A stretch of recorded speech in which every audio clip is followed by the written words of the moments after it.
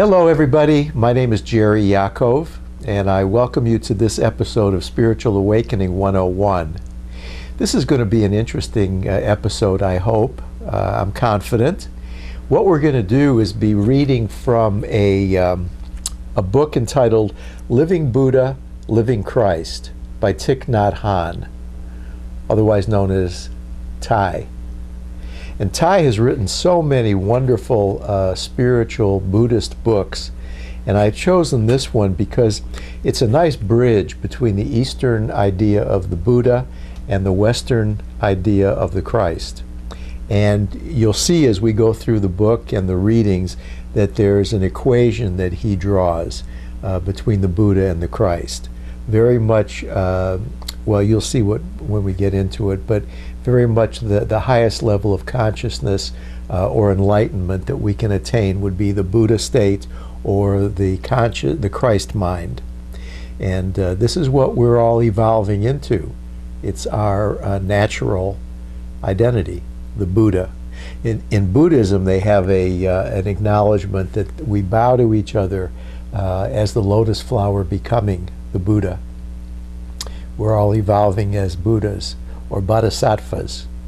And in my spiritual path of A Course in Miracles, we talk about accepting the atonement for oneself and recognizing in the process of accepting the atonement that we are the Christ, that we are an extension and an inseparable part of God's creation, of the Christ mind.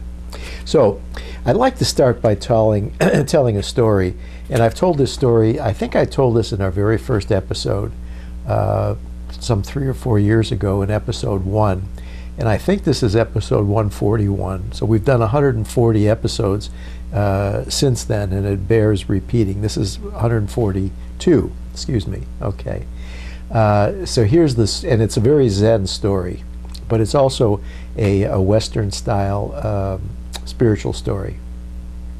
It seems that at the gates to the city sat an old man who was kind of the welcoming and the, I guess, the tourist guide for anyone that's passing by.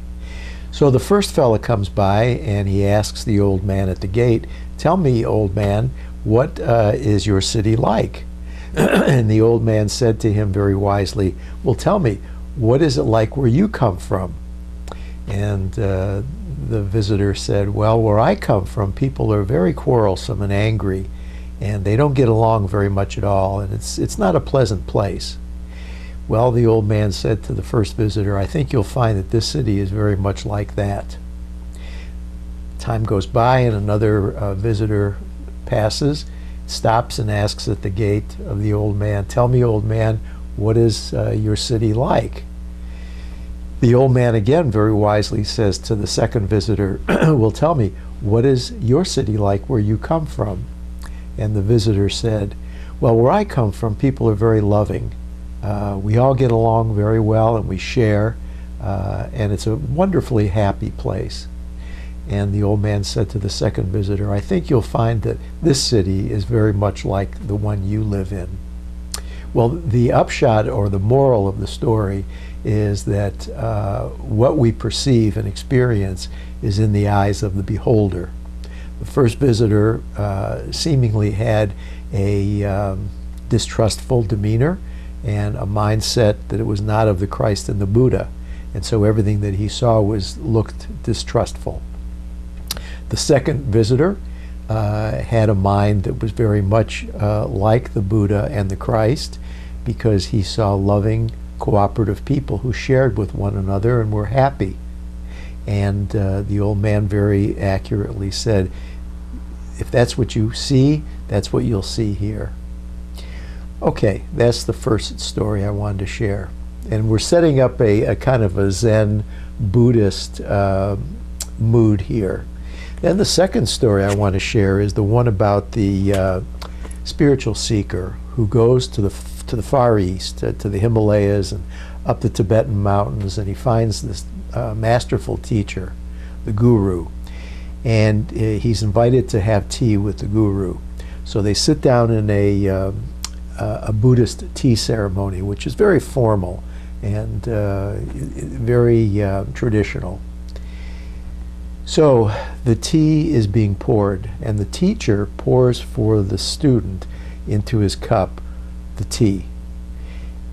Gets to the brim of the cup, but he doesn't stop pouring. He continues to pour the tea into the cup of the student, and it spills onto the saucer. And he continues to pour the tea, and it spills onto the table, and then it goes onto the floor.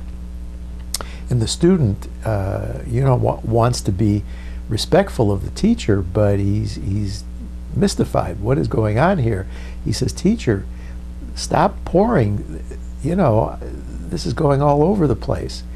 And the teacher said to him very wisely, "As this cup has no room to accept new tea, so your mind is so filled with old beliefs that there's no room for me to teach you anything new. It would all spill out." And of course, he very adeptly explained that we must come with what's called beginner's mind, an open, spacious mind, to receive the wisdom that we're going to be talking about here in this book. So let's try and put on our beginner's mind, set aside all of our longly held beliefs, and listen with an open mind and a beginner's mind. Here's what Ty writes. He says, 20 years ago at a conference I attended of theologians, an Indian Christian friend told the assembly, quote, "We are going to hear about the beauties of several traditions, but that does not mean that we are going to make a fruit salad." When it came my turn to speak, Ty says, he said to the assembly, "Fruit salad can be delicious. I have shared the Eucharist with Father Daniel Berrigan, and our worship became possible because of the sufferings we Vietnamese and Americans shared over many years." He goes on to say, "To me, religious life is life. I do not see any reason to spend one's whole life tasting just one kind of fruit. We human beings can be nourished by the best values of many traditions." And then he goes on to say, "Avoid being narrow-minded and bound to present views. Learn and practice non-attachment from views in order to be open to receive others' viewpoints." He says, "To me, this is the most essential practice of peace." Well, just as we were saying, have an open mind, the spaciousness of the beginner's mind, and then we can meet the guru. And incidentally, everybody is our teacher and our guru, really, because they all have something to teach us regarding love and compassion. But if we're fixed in our minds, and there's no room in the cup for new tea, or there's no room for a mixture, so to speak, of different ideas and a fruit salad, then we'd be missing out very, very much so. So let's go on a little bit in this book. He says in a section entitled, Touching Jesus, he says, "But my path to discovering Jesus as one of my spiritual ancestors was not easy. It was only later through friendships with Christian men and women who truly embody the spirit of understanding and compassion of Jesus that I have been able to touch the depths of Christianity." He goes on, "The moment I met Martin Luther King Jr., I knew I was in the presence of a holy person. Not just his good work, but his very being was a source of great inspiration for me." And then he says, "He was so kind and so open. I only needed to say a few words to him, and he understood everything right away. Through men and women like these, I feel I have been able to touch Jesus Christ and his tradition." Well, those of you that may not know, Thich Nhat Hanh, Thai is a Vietnamese Buddhist monk. And of course, in their part of the world, they do not have the concept of Jesus as Lord or Savior or only Son of God. They do not share in the Christian tradition. However, what Ty seems to be saying here is that there's a spirit that transcends the religious labels, the idea of Christhood or Buddhahood as exclusively different. They aren't different at all. And he has been able to discover that Jesus is one of his spiritual ancestors. Well, then in a section called Real Communication, he says, on the altar in my hermitage in France are images of Buddha and Jesus. And every time I light incense, I touch both of them as my spiritual ancestors. I can do this because of contact with these real Christians that he had mentioned earlier. When you touch someone who authentically represents a tradition, you not only touch his or her tradition, you also touch your own. Well, I think here he's talking about a sense of interbeingness, where there's at the surface a symbol called Christianity, and at the surface there's a symbol called Buddhism, but underneath the surface is the depth of the wholeness and the holiness that the symbols represent. So we're not getting stuck with the difference in the names of the traditions or the symbols. We're looking more deeply at the actual tradition itself and the sacredness and the holiness. And then he goes on to say, when those who represent a spiritual tradition embody the essence of their tradition, just the way they walk, sit, and smile speaks volumes about that tradition. He goes on, through the practice of deep looking and deep listening, we become free, able to see the beauty and values in our own and others' traditions. In my spiritual path, A Course in Miracles, we find out that everybody's needs are the same. There's really no difference despite ethnicity, culture, age, gender. All of us have the same needs. And when we recognize that the same needs that we all share are met by and answered by the same spiritual inner workings at the deepest levels of our soul, then we know that the names are just symbols. And as A Course in Miracles says, words are just symbols. There's something more deep that they represent. And that's what I think he's tapping into here. Well, he says we can learn about others by studying ourselves. I think the point or the purpose of every spiritual tradition is to know thyself. And when we begin to know ourselves, we really know that we are the other and that the other is us.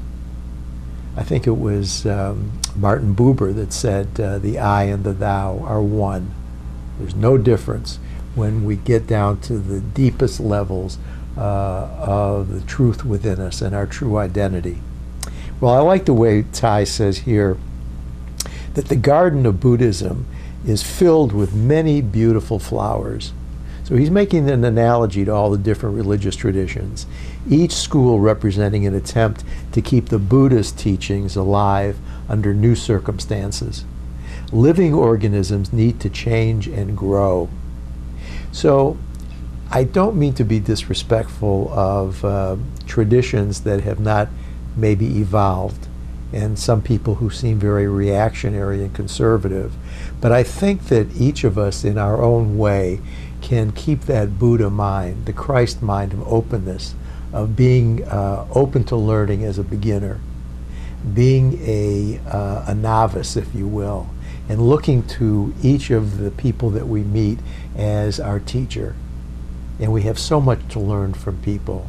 A Course in Miracles says that people are either expressing love to us, which we want to stay open to, or they are expressing a call for love. But either way, our response would be loving, because they're expressing love to us, we love them back. If they're calling for love, then we give them the love that they're calling for. Well, here Tai says, dialogue must be practiced on the basis of non-self. We have to follow what is good, beautiful, and meaningful in the other's tradition to transform us. This is so important that we join with other people and speak the language that resonates with them as well as ourselves. If I'm with somebody and I disregard their level of awareness, and I attempt to say and implement things in the conversation that are inappropriate to their level of understanding and consciousness, then, as it says here, I'm not practicing non-self. I'm inserting my ego self into the situation and insisting that it all go the way I feel it should go, rather than being sensitive, rather than being compassionate. This is so important. A Course in Miracles, my teacher particularly was talking about Beethoven. And he visited at the time in his town somebody who had just lost her husband. And she was in mourning and grieving. And he went over to her home. And rather than expressing something that was inappropriate, he came from a position, and I use that term loosely because it's a no position. He came from a place of non-self and simply played the music on the piano in the widow's home that expressed the beauty, the goodness, and the meaningfulness that she could understand. And then he left. So the point being that non-self is open to expressing itself as the most loving and compassionate way where everybody wins, rather than being understandable only by one or the other person. We're talking about, and this brings up a story I want to share with you. Somebody had just died and they were at the pearly gates, and the angel said to this individual, you'll have a chance to visit both heaven and hell, and you decide which place you want to spend eternity. So they first went to the place called hell, and there was a long banquet table. And on both sides of the banquet table that was laden with food were people starving because they had long spoons attached to their arms, and they couldn't take the food on the spoons that were attached to the arm and put it to their own mouths because it just was too long. Didn't work, and they were starving with the meals right in front of them. Well, obviously this would have been a poor choice for the newly departed, but he said, now I'd like to see heaven. Well, they went to heaven and they viewed the same situation, a long table laden with food, plenty. However, the people with the long spoons attached to their arms were feeding each other across the table so that everybody had enough to eat. And in the sharing of the food was the accomplishment of the sustenance that was needed, and nobody was starving. Well, the point being that that's the way it is with love. Whenever somebody is starving for love, what they're missing is that it's all in front of them, around them, behind them, on every side of them. But they have to share the love with other people, and then they'll know that they are filled with the love as well. Well, let's see what Ty has to say about that. Interbeingness. This is the topic. Looking deeply means observing something or someone with so much concentration that the distinction between observer and observed disappears. So I see that feeding you feeds me, and the other person sees that feeding me feeds them. We see that the nature of interbeingness, the barriers between ourselves and others, are dissolved, and peace, love, and understanding are possible. Whenever there is understanding, compassion is born. We have different roots, traditions, and ways of seeing, but we share the common qualities of love, understanding, and acceptance. Well, my spiritual path of A Course in Miracles talks about a holy spiritual self rather than an ego self. So this is what Ty is talking about. No separation. A sense of higher self, which is oneness, rather than separation at the conscious level of lower self. Lower self always thinks of itself as isolated and individuated. Higher self always sees itself as one with everything and everybody. Well, the concluding paragraph in this first chapter, Ty says, faith means confidence in our and others' abilities to wake up to our deepest capacity of loving and understanding. When we are still, looking deeply and touching the source of our true wisdom, we touch the living Buddha and the living Christ in ourselves and in each person we meet. So here he's saying the loving Christ and the loving living Buddha are really the same. And that's the gist of the book, Living Buddha and Living Christ. If you are interested in buying the book, I got this online.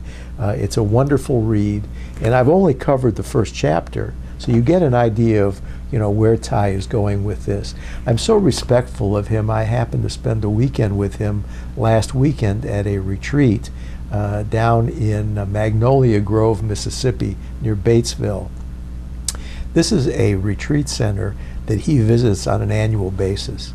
And several of us from the Nashville area went down there and some of us spent 7 days down there. Others went down for the weekend. And there was a particular day of mindfulness on this last Sunday where we all walked with Thay. And it was just a wonderful experience. When we started walking, we walked to an open meadow, which was near where he was living, near his hermitage there at the monastery. And we all sat down in the middle of the meadow. It was really, and he's always surrounded the closest to him with children. So we sit down and the kids are surrounding Thay, and he picks up a blade of grass. And I don't know how he did it, but he sort of rubbed his hands together with this blade of grass, and then he put the blade of grass into his mouth and he blew on it like a whistle. And the kids just were, enthralled and giggled in glee. It was so funny because here is this wonderful, really world-renowned Buddhist monk, and he was acting so playful and so silly. And he went, "Woo!" And the blade of grass, sounded just like a horn.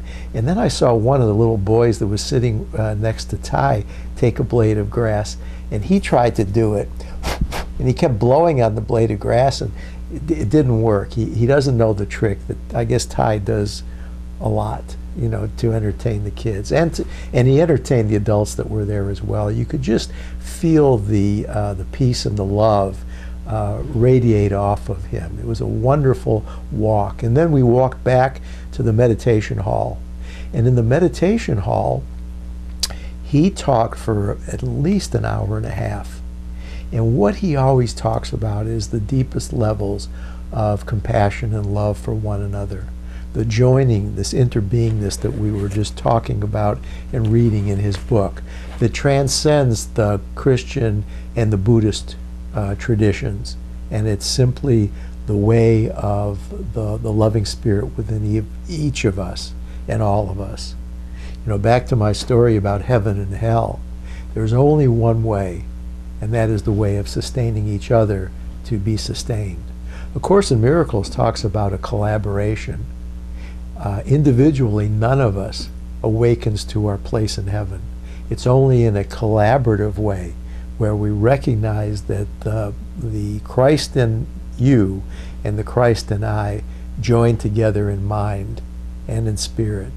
And then we're awakened to the heaven that we've never really left. This is the way. And this is the Buddha way that Thay is talking about. Well, we had a great time down in Magnolia Grove. And I know a few of the people from the Nashville area that were getting ordained in the Buddhist tradition. And they had studied very hard, and they had practiced for many years, and they had been going down to Magnolia Grove often to be with the nuns and the monks down there.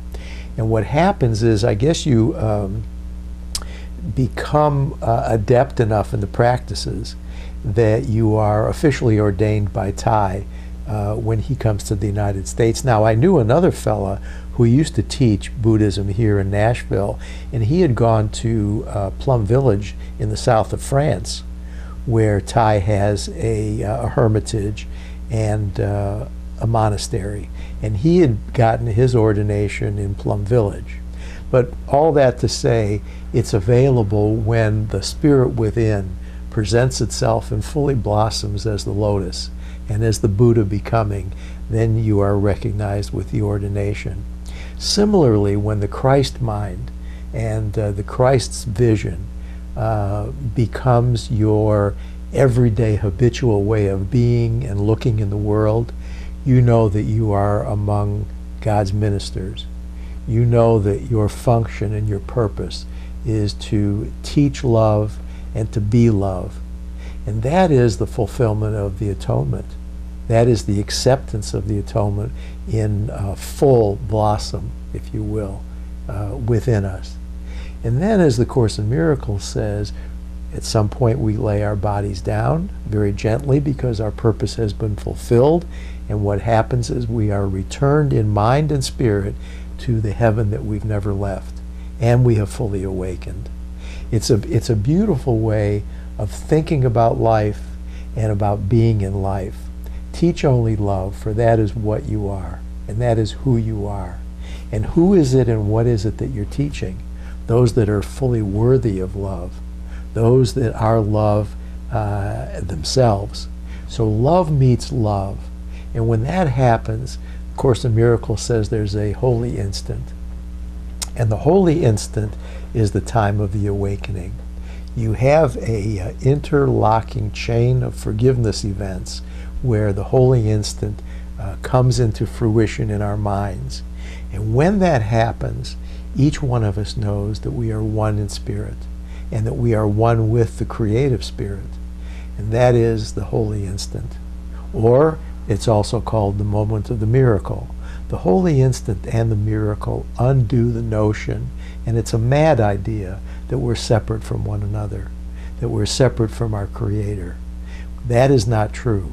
All of the ideas of sinfulness and guilt and lack of innocence and punishment, all of that goes out the window, spiritually speaking, when we know that we are love and that we are loved and that we're loving and we're lovable. Fully loved, loving, and lovable. That is our true nature. And whether you abide by the living Buddha or the living Christ, there is that stairway, if you will, or a ladder. I like the image of a ladder. At each one of the rungs, we are raising our awareness level. And the closer we get to the top of the ladder, the rungs that we stand on represent a happier and more joyful existence in anticipation of the eternal happiness and joy that we'll experience in the Buddha land and in the heaven of the Christ.